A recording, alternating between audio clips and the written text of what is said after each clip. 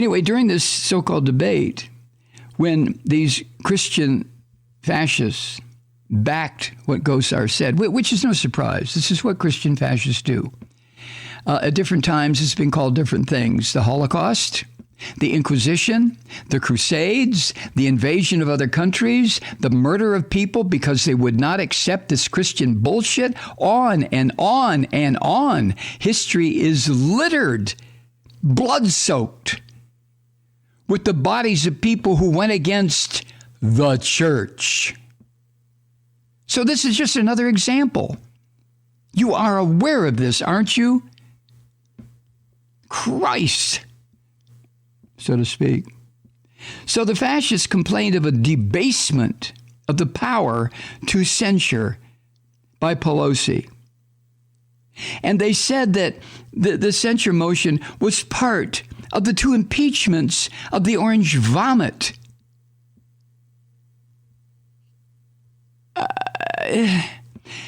Along with the rejection of Christian fascists chosen by the Christian Fascist Party leadership for the committee investigating the January 6th attack on the Capitol. Remember when Pelosi said, oh, fuck no, we're not putting these people in the committee. Get out of here. And they're saying that the House's action earlier this year to strip another member of their party, the Q bitch from here in Georgia, Marjorie Taylor Assfuck of Georgia, of her committee assignments because of her rotten social media posts that predated her political career. I mean, these people are completely insane. That should be clear. But it's a kind of political madness that we have seen historically all over the globe. And now it's here. Now it's here. And we can thank the half-senile Ronald Reagan, no offense, for allowing these Christian worms to burrow their way into government back in the 80s. That's when this started.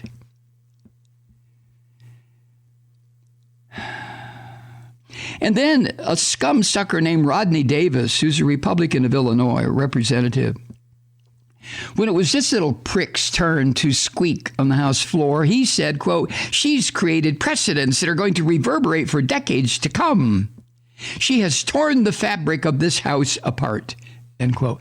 See, this is what I mean. The fabric of this house to these Christians is a Christian government, religious suppression and oppression, murder of people with whom they disagree, slaughter wholesale of groups with whom they disagree, the rise of white militaristic fascism in this country. I'm telling you, God damn it, it's here. It's here. It's all around us. And by God, do we have to resist. It has to be done. We are on the verge of something horrifying in this country. It's coming. Yeah, I know. You probably get tired of hearing me talk this shit, don't you? Well, I get tired of talking about it too, but this is what we have to deal with. This madness. Madness. And these Christians are warning that once they get the majority, and they're saying that's going to happen in 2022 when they all take office in 2023, that as soon as the Christians are in majority power, they will not hesitate to unleash hell against anyone who is not a Christian fascist. They're making that statement now. This is the enemy of democracy revealing and broadcasting their plan. I hope to hell that normal people are not going to listen to this and go, oh, yeah, well, that's okay. But you know, the price of beef has really gone up. You see what gasoline costs per gallon? Jesus fucking Christ. Wake up, folks, if you're asleep. And then this Nazi bastard McCarthy singled out Maxine Waters, representative of California, Democrat, and in the middle of this, in the middle of the censure so-called debate over this Nazi Gosar, McCarthy starts saying that Maxine Waters has fomented violence when she spoke to racial justice protesters in Minneapolis last year, and she told them to, quote, get more confrontational. Oh, my God, Miss Waters.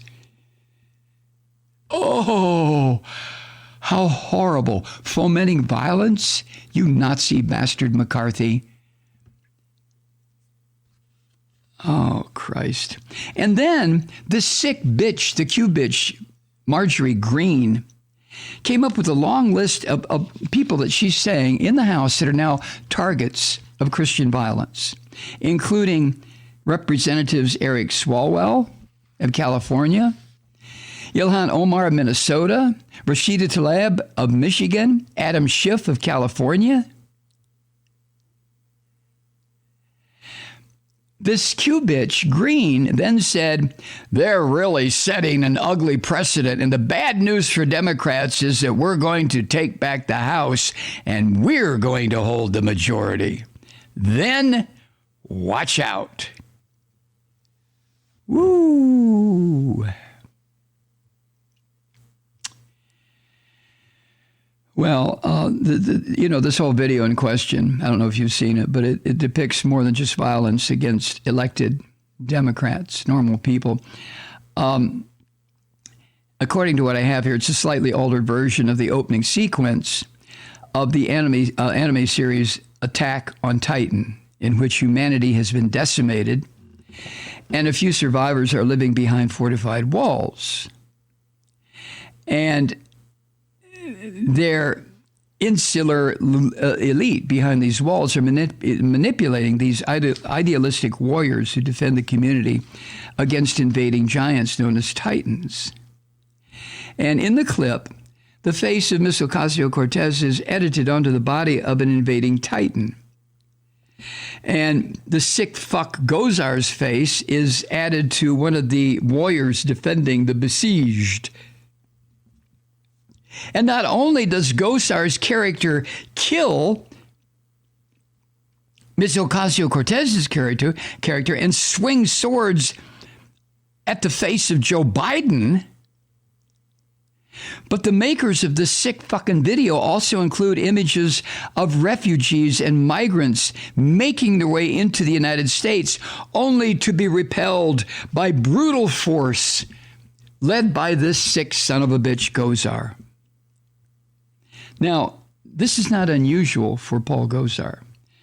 It's come to my attention that for years he has elevated conspiracy theories and all kinds of bizarre far-right bullshit that he finds on the internet. This guy is like I don't know, like some kind of a pig that digs for truffles, and when he finds them, oh, he's so happy. He's made common cause with the white Nazis in this country from the America First movement, which goes all the way back to the 1920s and 30s. He is the only member of Congress to speak at the America First Nazi Party conference earlier this year. The guy is a Hitler worshiper.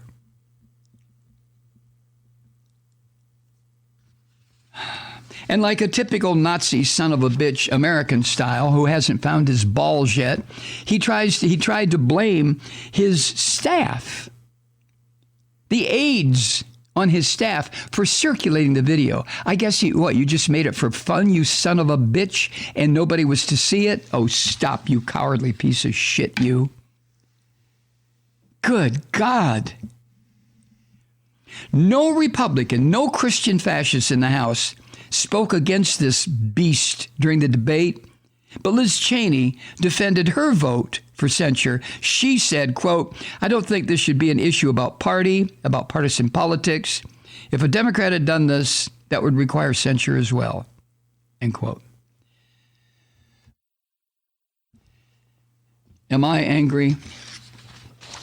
Yeah, I am. Am I going to apologize for my language or the past 26 minutes? No, I'm not.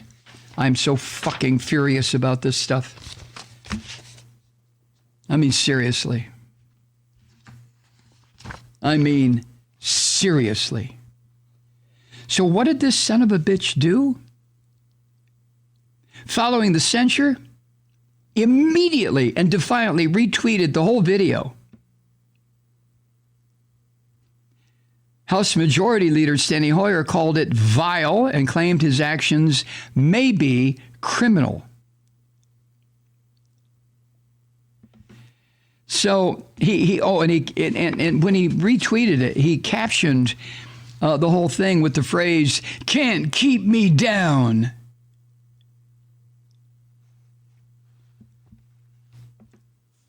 And in the video statement that went with this piece of garbage, he wrote, quote, "I just got back from the floor with the Democrats who have censured me for challenging their America Last agenda. They should know I won't be bullied, even if they challenge me and try to take away my America First agenda. It's great to be on a service that's not going to be censored.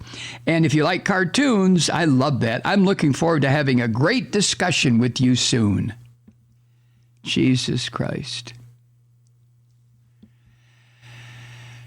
Well,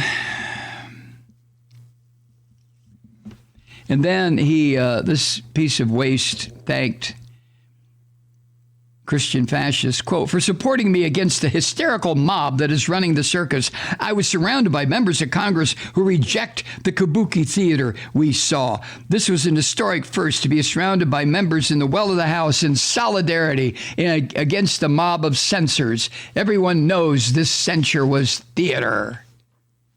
End quote. This is one sick fuck. And there are millions like him. And again, if and when these Christian devils get control of the House next year, it's over. It is totally fucking over.